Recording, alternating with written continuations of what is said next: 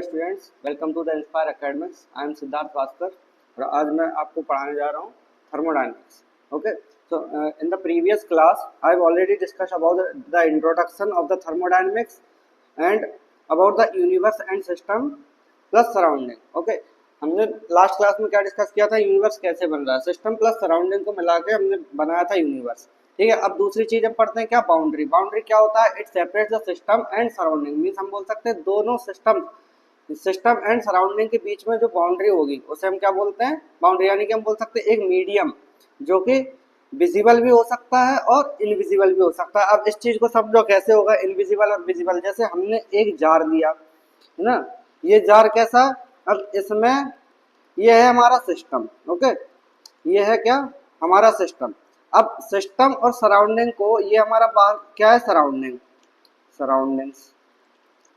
अब ये जो बाउंड्री है ये क्या है? हमें विजिबल है। क्यों है? क्योंकि हमें ये जो बीकर है वो हमें दिखाई दे रहा है, तो बीकर दिखाई दे रहा है तो विजिबल है। अब हम दूसरा चीज देखते हैं क्या? इनविजिबल टाइप का।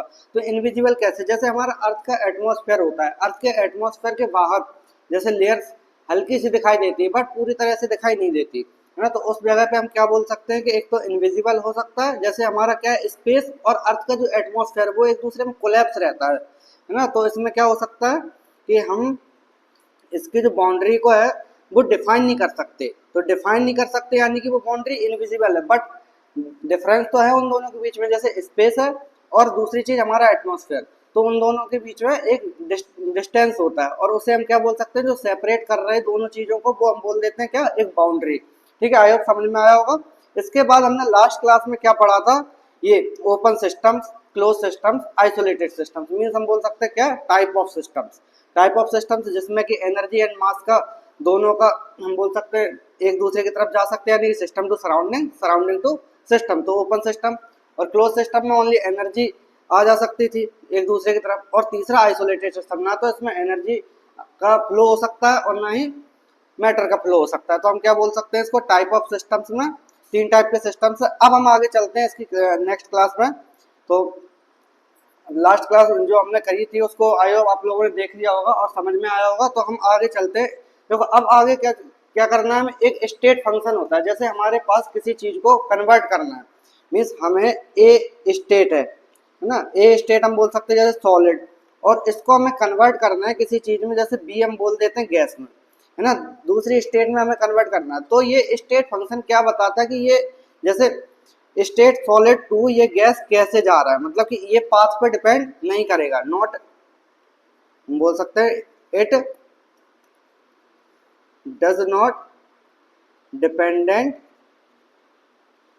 Dependent on path. तो हम क्या बोल सकते हैं इसको? State function. Means initial state क्या है किसी मैटर का और लास्ट स्टेट क्या है, तो इस बात पर डिपेंड करेगा ये। जैसे हमें ये इधर से जा रहा है या फिर ये इधर से ऐसे जा रहा है या फिर पूरा घूम के, कोई कुछ भी डिपेंड नहीं करेगा इस पर कि पाथ कैसा है उसका। सिर्फ हमें ये देखना है कि इनिशियल स्टेट में मैटर कैसा था और फाइनल स्टेट में मैटर कैसा था। तो इसके कुछ एग्जाम्पल्स हैं। जैसे एग्जाम्पल्स मैं बता देता हूँ क्या क्या एग्जाम्पल्स होंगे।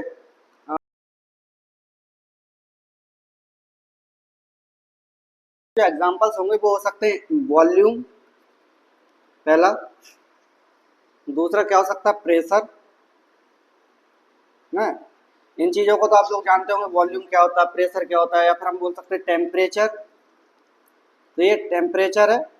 ये सारे क्या है? State function. मीन्स हम लोग क्या बात कर रहे हैं, इनको इनिशियल स्टेट में कम थे या ज्यादा थे या फिर फाइनल स्टेट में, हमें सिर्फ यही चीज देखनी है। तो हम क्या बोल सकते हैं उसको? State function. अब दूसरा होता है पाथ फंक्शन, इसका जस्ट अपोजिट है ना। ऑपोजिट बोलेंगे कैसे?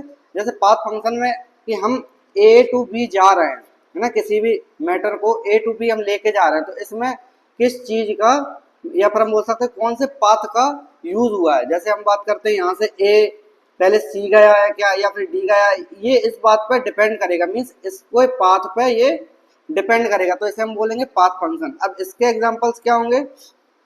इसके एग्जांपल्स हो सकते हैं एक तो वर्क डन एंड आप लोग जानते होंगे यू एनर्जी, है ना। तो इसके ये जो हो सकते हैं क्या एग्जांपल्स? एक तो वर्क डन और ये एनर्जी, या फिर हम बोल सकते हैं क्यू। इसमें ये एग्जांपल्स है इसके। तो हम बात कर सकते हैं क्या, state function and path function का डिफरेंस समझ में आया होगा। अब इसके बाद हम देख लेते हैं कुछ macroscopic systems and macroscopic properties. अब ये क्या होता है, जैसे हम लोगों के पास दो टाइप की प्रॉपर्टीज होती हैं, मैक्रोस्कोपिक मतलब मतलब बड़े साइज में दिखने वाले जो सिस्टम्स होते हैं, और दूसरा जो मैक्रोस्कोपिक प्रॉपर्टीज उसकी प्रॉपर्टीज, यानी कि हम बोल सकते हैं जैसे ये हमें विजिबल है आराम से, है ना, तो इसे हम क्या बोलेंगे कि ये मैक्रोस्कोपिकली दिख रहा है, यानी कि हमें नॉर्मल आइज से भी दिखाई दे रहा है, तो इसके जो वेरिएशंस होंगे वो हमें समझ में आ जाएंगे। तो हम क्या बोल सकते हैं इनको, मैक्रोस्कोपिक सिस्टम, और दूसरा मैक्रोस्कोपिक इसकी जो प्रॉपर्टीज होंगी तो उसे हम क्या बोल देंगे, मैक्रोस्कोपिक प्रॉपर्टीज। अब ये जो होते हैं वो दो टाइप के होते हैं। जैसे पहला टाइप क्या है, एक तो होता है एक्सटेंसिव प्रॉपर्टीज। तो एक्सटेंसिव प्रॉपर्टीज बेसिकली होंगे क्या, देखो, these are those properties which depends upon the quantity of the matter, means हम बोल सकते हैं क्या, depends quantity of the matter, means कोई चीज कितनी है, जैसे हम लोग बात कर सकते हैं कि ग्राम्स में कितनी है या फिर लीटर्स में कितनी है ना, तो ऐसे जो मॉलिक्यूल्स होंगे उनका क्वांटिटी ऑफ द सिस्टम पर डिपेंड या फिर क्वांटिटी ऑफ द मैटर पर ये चीज डिपेंड करेगी, यानी कि एक्सटेंसिव प्रॉपर्टी क्या हो गई, क्वांटिटी ऑफ द सिस्टम पर depend, quantity of the matter पर डिपेंड करने वाली हो जाएगी। अब इसके एग्जांपल्स क्या हो सकते हैं, इसके एग्जांपल्स मैं बता देता हूँ। जैसे एक तो होगा इंटरनल एनर्जी। अब ये क्या चीज होती है इंटरनल एनर्जी, जैसे इंटरनल एनर्जी किसी भी सिस्टम की जो स्टोर्ड एनर्जी होगी उसकी खुद की एनर्जी, तो हम क्या बोल सकते हैं उसको, इंटरनल एनर्जी। दूसरा क्या बोल सकते हैं हम, एंथैल्पी। ओके, और एक और नाम सुना होगा मे बी, है ना, कि गिब्स एनर्जी जो होती है। तो ये क्या है, एग्जांपल्स हैं एक्सटेंसिव प्रॉपर्टीज के, है ना, और भी एग्जांपल्स होते हैं इसलिए एक्सेट्रा लिख रहा हूं मैं। एक्सटेंसिव प्रॉपर्टी आया समझ में आया, depends quantity of the matter. Okay, अब हम पढ़ते हैं क्या, इसका दूसरा टाइप, यहाँ पर हम बोल सकते हैं इंटेंसिव प्रॉपर्टीज। अब इंटेंसिव प्रॉपर्टीज क्या होंगी, जैसे हम एग्जांपल ले रहे हैं, तो intensive properties these are those properties which depends only upon the nature of the substance. जैसे हमने इसमें क्या देखा था कि it depends upon quantity of the matter, वैसे हम क्या बोल सकते हैं इसमें, nature of the substance, means nature कैसा है उसका, है ना। जैसे हम डिपेंड्स अपॉन, मैं लिख देता हूँ एक बार, depends upon nature of the substance. Okay, अब इसका एग्जांपल क्या होगा, एग्जांपल इसका हो सकता है क्या, फ्रीजिंग पॉइंट, जैसे फ्रीजिंग या melting point. Okay, freezing point क्या होगा किसी भी मैटर का या सब्सटेंस का। दूसरा चीज हम बोल सकते हैं हीट, और मेल्टिंग पॉइंट एमपी, और हम क्या बोल सकते हैं पीएच ऑफ द सॉल्यूशन।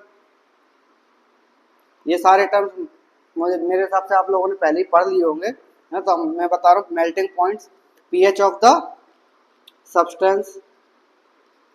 तो ये क्या होती है, हम बोल सकते हैं मैक्रोस्कोपिक प्रॉपर्टीज और मैक्रोस्कोपिक सिस्टम। ये इसमें क्या होते हैं, extensive properties and intensive properties, दो टाइप की प्रॉपर्टीज हो सकती है। अब मैं दो पॉइंट्स बोलने वाला हूँ अभी जस्ट। देखो, force is extensive property but pressure is intensive property because it is the force exert per unit area. हम बोल सकते हैं क्या, फोर्स किस पे डिपेंड कर रहा है, एक तरह से एक्सटेंसिव प्रॉपर्टी कैसे, क्योंकि ये क्वांटिटी पे डिपेंड कर रहा है। और दूसरी चीज वहीं पे प्रेशर देखें अगर, तो प्रेशर क्या है, इंटेंसिव प्रॉपर्टी, क्योंकि ये नेचर पे डिपेंड करता है।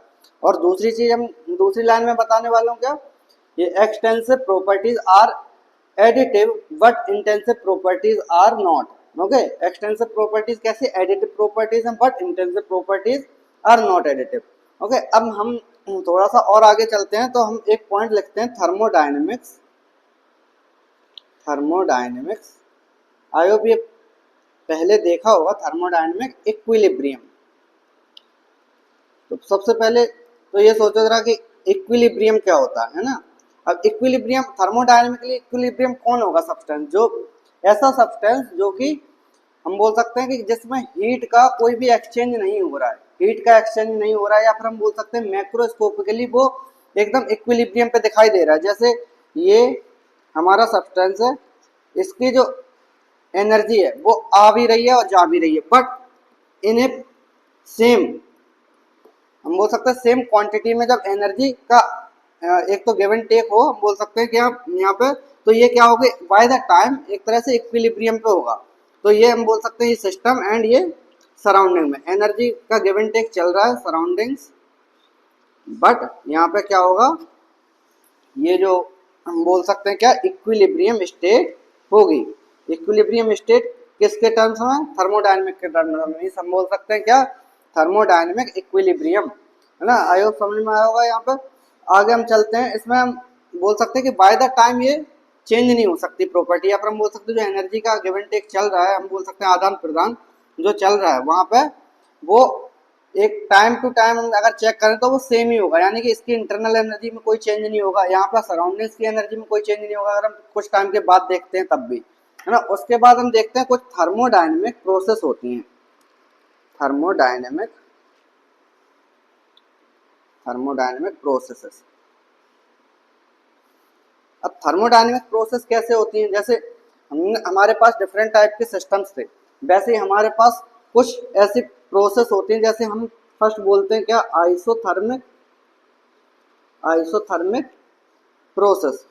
जैसे कोई भी रिएक्शन हो रही है, तो कोई भी रिएक्शन हो रही है तो इसमें क्या होगा, हम बोल सकते हैं जो आइसोथर्मिक यानी कि थर्मल, या फिर हम बोल सकते हैं टेम्परेचर जो वो कह रहेगा कांस्टेंट रहेगा, यानी कि delta T will be zero, यानी कि change in temperature will be zero. तो इसे हम क्या बोलेंगे, आइसोथर्मिक प्रोसेस, ठीक है।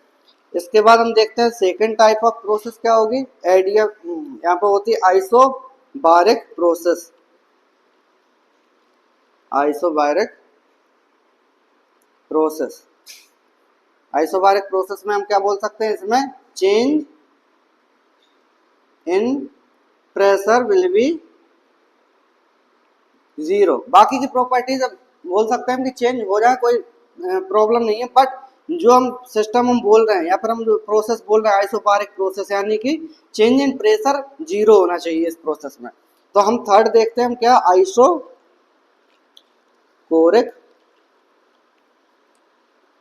प्रोसेस। अब आइसोकोरिक प्रोसेस क्या होगी, जैसे हम एग्जांपल ले सकते हैं कि इसका आइसोकोरिक मतलब कि वॉल्यूम में चेंज ना होना, है ना। बोल सकते हैं क्या, change in volume will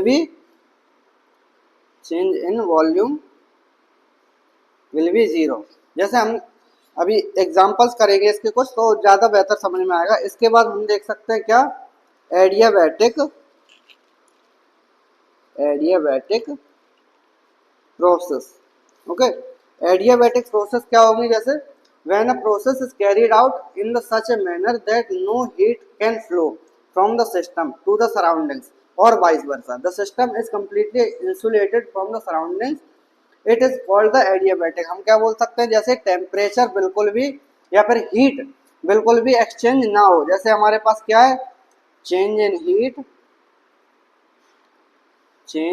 heat will be zero. Okay, जैसे हमारे पास क्या है, सिस्टम एंड सराउंडिंग, यहाँ पे कोई सा भी चेंज ना हो, क्योंकि इसकी जो बाउंड्रीज हैं वो कैसी हैं, एक तरह से आइसोलेटेड सिस्टम हमारा ये बना रहे हैं। तो इसे हम क्या बोलते हैं, एडियाबैटिक प्रोसेस, है ना। Change in heat will be zero, system to surrounding and surrounding to system. अब इसके एग्जाम्पल मैं बता देता हूँ कुछ, जैसे आइसोथर्मिक प्रोसेस है। आइसोथर्मिक जैसे हम एग्जाम्पल लेते हैं क्या, ये हमारा एक सिस्टम, और सिस्टम यहाँ पे बाहर सराउंडिंग है, इसके जो इनिशियल टेम्परेचर था वो क्या था, 10 degree Celsius.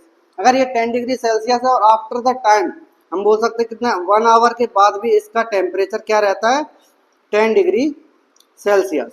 Okay, 10 degree Celsius start में था और 10 डिग्री सेल्सियस लास्ट में, तो हम क्या बोल सकते हैं, इसे आइसोथर्मिक प्रोसेस, क्योंकि इसमें टेम्परेचर का वेरिएशन बिल्कुल भी नहीं आया है। अब दूसरी चीज हम देखते हैं क्या, आइसोबैरिक प्रोसेस। आइसोबैरिक प्रोसेस में हम क्या बोल सकते हैं, जैसे ये हमारे पास एक सिस्टम, उसके ऊपर लगा हुआ एक पिस्टन, है ना, एक पिस्टन लगा हुआ। अब इसमें पिस्टन में हम क्या बोल सकते हैं, क्या है ये पिस्टन, है ना। पिस्टन हम बोल सकते हैं व्हेन पी एक्सटर्नल मतलब कि बाहर का जो प्रेशर है, यानी कि एटमॉस्फेरिक प्रेशर बोल सकते हैं, will be equal to P internal.